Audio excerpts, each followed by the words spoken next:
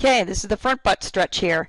And what we're working on doing is making sure that we don't do that. A lot of times people, when they go to stretch their hip flexor, they lean through their lower back. What we're trying to do is stretch the hip flexor through its insertion here down from the hip. Again, I'm going to show you an example again of what we don't want you to do by leaning backward. You can really tell the hip flexor actually comes and it attaches to the lower back. So by keeping your back straight and leaning forward, that really keeps this in a tightened position. You'll feel how tight that is.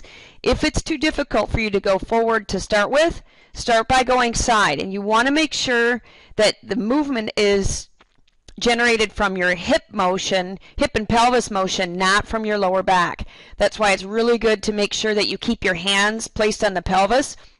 Your lower back has to make sure that it goes with the pelvis at all times. Otherwise, you can end up wrenching the back. So here, a tweak to this, we're going to do what we call an arm driver, making sure it's not loose like this, but you want to make sure that it's reaching up as high as you can to add extra torque, longer lever arm. Here you are reaching out to the side, adding a strengthening component as well. Here we go for the other side. So again, making sure we don't have that lean in the lower back, making sure one thing that you want to do to start with this when you go to get set up is push your knee down into the kneeling surface that you're on. That's going to basically engage your glute muscle, which will allow this muscle to loosen up so you can come forward a little bit more. So again, reaching forward, coming out to the side. Again, it's not, the motion is dictated by how much the pelvis is moving. So again, the hands are not the boss of everything, but it's all coming from the pelvis. Here we're going to see a side angle, and you'll really be able to see how much of an arch. That's what the majority of us are taught, is to bend, but you want to just make sure that there's a rod. Think of it like a steel rod going through your spine, and the motion is going to come forward as opposed to you driving backward. And you won't be able to get very far, trust me. And this is my tight side, but again, that's what we end up doing because the body says, oh, I need to move, but that's not giving us the true stretch that we want. Keep it nice and straight. All the weight is on this leg here. What you don't want to happen is for a lot of the body weight to be on this left leg.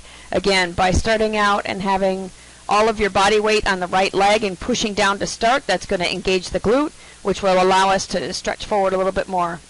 Again, you see a nice stretch here through the hips, just rotating side to side. And the pelvis is the driver. My shoulders are only moving as far as my pelvis is allowing me to. And now that I've done a couple reps, you see that that's opened up a little more. Now we can go into forward reaching, and you can really see that, again, we're just creating a longer lever arm by doing an arm driver through there. Coming to the side, that's going to be pretty tight through there. And here's a little bit more strengthening.